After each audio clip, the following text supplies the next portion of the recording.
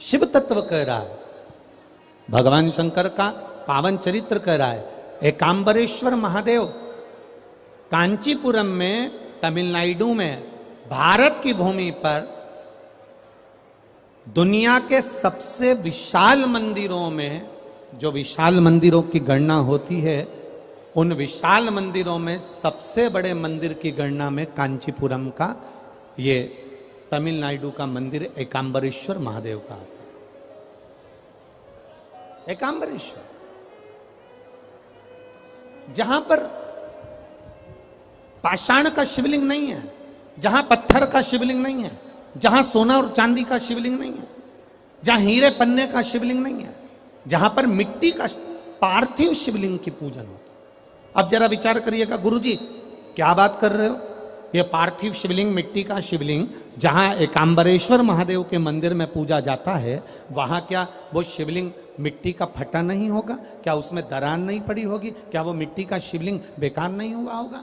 हम जब पार्थिव शिवलिंग का निर्माण करते हैं तब उस समय उसमें हम बहुत से पदार्थ डाल देते हैं। आप कुछ डालें ना डालें, दो चीजें मिट्टी के अंदर अवश्य डालें, एक मक्खन या दूध या गाय का, जम के बोलो, घी, और दूसरा भस्म।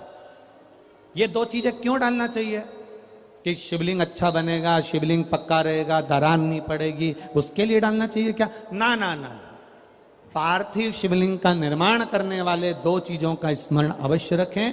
पहला, मिट्टी के अंदर जब हम मक्खन, दूध या गाय का घी डालकर शिवलिंग का निर्माण करते हैं, जिसके घर में वंश नहीं बढ़ता, 20 साल, 25 साल, 15 साल, 12 साल हो गए हों, और जिसके घर में बच्चा ना हुआ हो, हम उनसे भी निवेदन करेंगे कि प्रत्येक प्रदोष, प्रत्येक शिवरात्रि, हर महीने प्रदोष आती है, हर महीने शिवरात्रि आती है, प्रत्येक शिवरात्रि, प्रत्येक प्रदोष को आप मिट्टी के अंदर मक्खन या गाय का दूध या गाय का घी, देसी गाय का मिलाकर शिवलिंग बनाकर उसकी पूजन करना प्रारंभ करें। 1 साल पूरा नहीं होगा, भले 20 साल हो गए होंगे, पर आपका गर्भ जरूर ठहरेगा, ये निश्चित।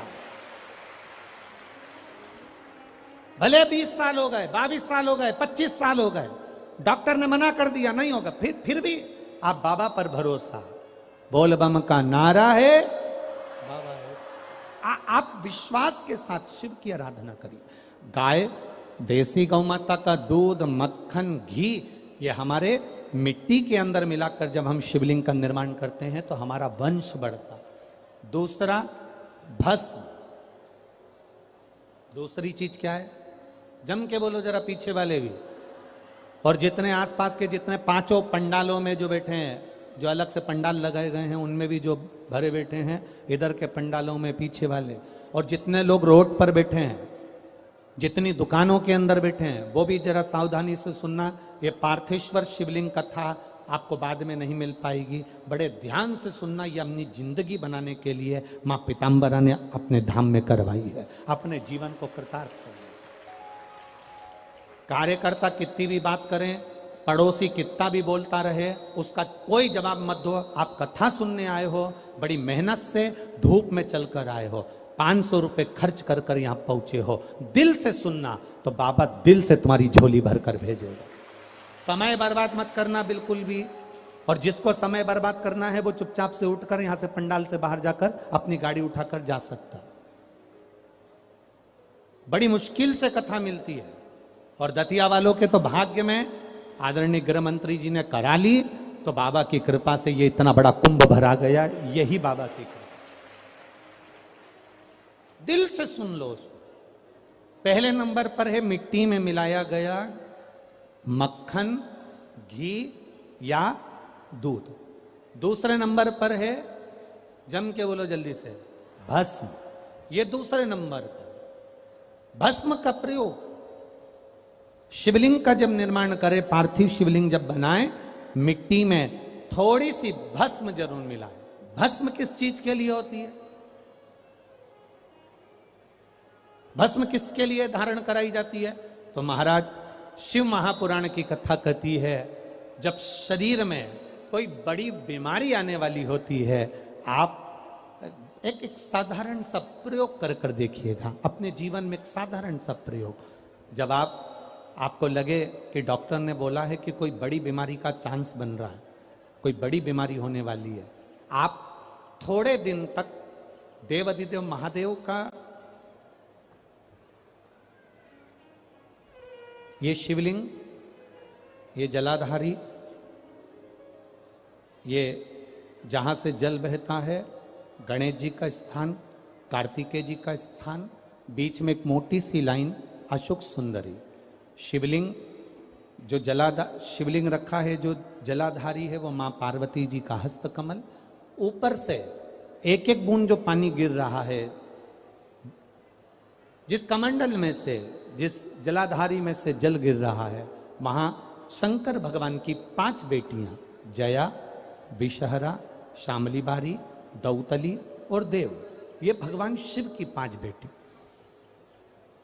जब आपको लग रहा है कि मेरी जांच होने जा रही है, जब आपको लग रहा है कि मुझे डॉक्टर को दिखाने जा रहे हैं, मुझे लग रहा है कि कोई बड़ी बीमारी ना निकल जाए, अल्ट्रासाउंड करा रहे हैं, एक्सरे करा रहे हैं, उससे पहले घर में अगर थोड़ी सी भस्म रखी है, उस भस्म को जब आप जल चढ़ाने के लिए शिव जी के मंदिर में जाओ, हॉस्पिटल में दिखाने के लिए जांच कराने जाओ, उससे पहले एक काम जरूर करना, शंकर भगवान का जहां शिवलिंग रखा है, उस शिवलिंग के पास में भस्म का लेपन कर कर देवाधिदेव महादेव पर 1 लोटा जल समर्पित कर कर उसी भस्म को अपने कलेजे पर, अपने हृदय पर लगाकर देवाधिदेव महादेव का पंचाक्षर मंत्र नमः शिवाय, षडाक्षर मंत्र ओम नमः शिवाय या श्री शिवाय नमस्तुभ्यम बोलकर फिर आप जांच के लिए चले जाओ।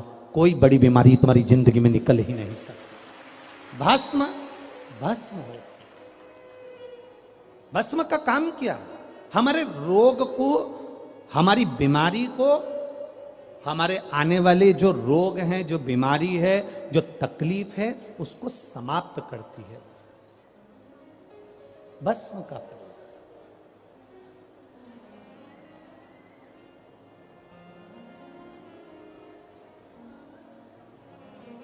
शिवलिंग का निर्माण कर रहे हो, पार्थिव शिवलिंग का, उसमें थोड़ी सी भस्म हमारी बीमारी को हर लेती है, थोड़ी सी भस्म हमारी तकलीफ को हर लेती है।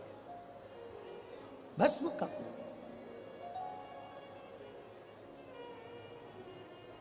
चपटी भभूत में है खजाना कुबेर का।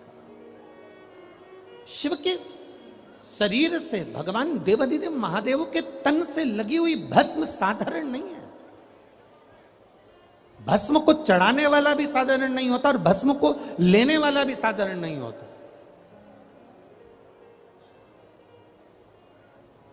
शंभु शरण पड़ी मांगो घड़ी रे घड़ी, दुख काटो दया दर्शन आपो। पार्थिव शिवलिंग का निर्माण करते समय 2 चीजें ध्यान से अवश्य मिलाएं। पहला माखन, घी, दूध, दूसरा भस्म,